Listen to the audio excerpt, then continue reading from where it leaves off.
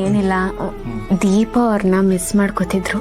ದೀಪ ಅವ್ರು ಇಲ್ದೇ ಇದ್ರೇನಂತೆ, ನಾನು ಇದೀನಲ್ಲ ಅಂತ ಧೈರ್ಯ ಹೇಳ್ಬೇಕಾಗಿತ್ತು ನೀವು. ಹೇಳ್ದೆ ಚಿರಾಗ್, ಬಟ್ ಹೇಳಿದ್ರು ಬೇಜಾರು ಮಾಡ್ಕೋತಿದಾರ. ಡೋಂಟ್ ವರಿ ಕಣ್ರ, ಇನ್ಮೇಲೆ ನೀವು ಇವ್ರನ್ನೇ ದೀಪ ಅವರು ಅಂತ ಅನ್ಕೊಳ್ಳಿ. ಬಾವಾ, ಅದು ಮಾತ್ರ ಸಾಧ್ಯ ಇಲ್ಲ. ದೀಪ ಅಕ್ಕ ನಮ್ಮ ಮನಸ್ಸಲ್ಲಿ ಶಾಶ್ವತವಾಗಿದ್ದಾಳೆ. ಅವಳ ಜಾಗನ ಬೇರೆ ಯಾರೂ ತುಂಬಕ್ಕೆ ಸಾಧ್ಯ ಇಲ್ಲ.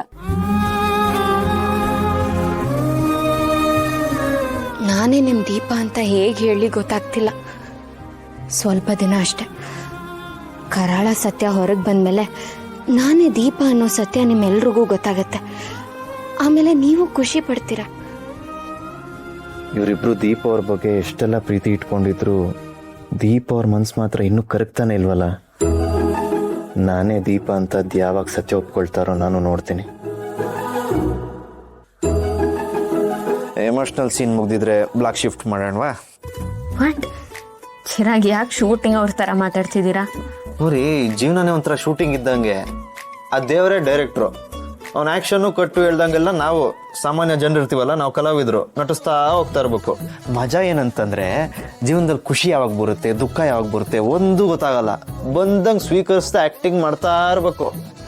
ಒಂದು ಸರ್ತಿ ಕೊನೆಯದಾಗ ಕಟ್ ಹೇಳ್ತಾರೆ, ಆವಾಗ ಹಣ, ಆಸ್ತಿ, ನಮ್ಮವರು ತಮ್ಮವರು ಎಲ್ಲದನ್ನು ಬಿಟ್ಟು ಭೂಮಿಯಿಂದ ಜಾಗ ಖಾಲಿ ಮಾಡ್ತಾ ಇರ್ಬೇಕು. ಆದ್ರೆ ಇದ್ರ ಮಧ್ಯೆ ಕೆಲವರು ಬಣ್ಣ ಬದಲಾಯಿಸ್ಕೊಂಡು ನಾನಾ ರೀತಿ ವೇಷ ಹಾಕೊಂಡು ನಾನವಳಲ್ಲ ಅನ್ಕೊಂಡು ಓಡಾಡ್ತಾ ಇರ್ತಾರೆ. ಆದ್ರೆ ನಮ್ಮಂತ ಕಲಾಕಾರರಿಗೆ ಇವಳೆ ಅವಳು ಅಂತ ಗೊತ್ತಾಗಲ್ವಾ? ಚಿರಾಗ್, ಯಾಕೋ ವಿಚಿತ್ರವಾಗಿ ಮಾತಾಡ್ತಿದ್ದೀರಾ? ಜೀವನ ಚಿತ್ರಾನ್ನ ಆದಾಗೆಲ್ಲ ವಿಚಿತ್ರವಾಗಿ ಅನ್ಸೋದು. Chirag, please stop it. ಬಾವಾ, ಏನ್ ಇವ್ರು ನಿಮ್ಮನ್ನ ಹೆಸರಿಟ್ಟು ಚಿರಾಗ್ ಅಂತ ಕರೀತಾ ಇದ್ದಾರ? ಏನಪ್ಪ ಮಾಡೋದು? ದೀಪ ಅವರಿದ್ದಾಗ ಎಷ್ಟು ಪ್ರೀತಿಯಿಂದ ಬಾಡಿ ಬೆಂಡ್ ಮಾಡ್ಕೊಂಡು ಡಾಕೊಂಬಿಂದಿರ್ ಗಡ್ಡು ಸೇರಿಸ್ಕೊಂಡು ಹಜ್ಬೆಂಡು ಅಂತ ಕರಿತಿದ್ರು. ಏನ್ ಮಾಡಕ್ಕಾಗತ್ತೆ? ಬಾವಾ, ಈಗಲೂ ಇವ್ರು ನಿಮ್ಮನ್ನ ಹಾಗೆ ಕರೆದ್ರೆ ಚೆನ್ನಾಗಿರುತ್ತಲ್ವಾ? ಕೇಳಿಸ್ಕೊಂಡ್ರ? ಸಾರಿ, ನಾನ್ ದೀಪ ಅವ್ರ ಥರ ಮಾತಾಡಕ್ ಆಗಲ್ಲ. ನೀವು ದೀಪ ಅವ್ರ ತಾನೆ?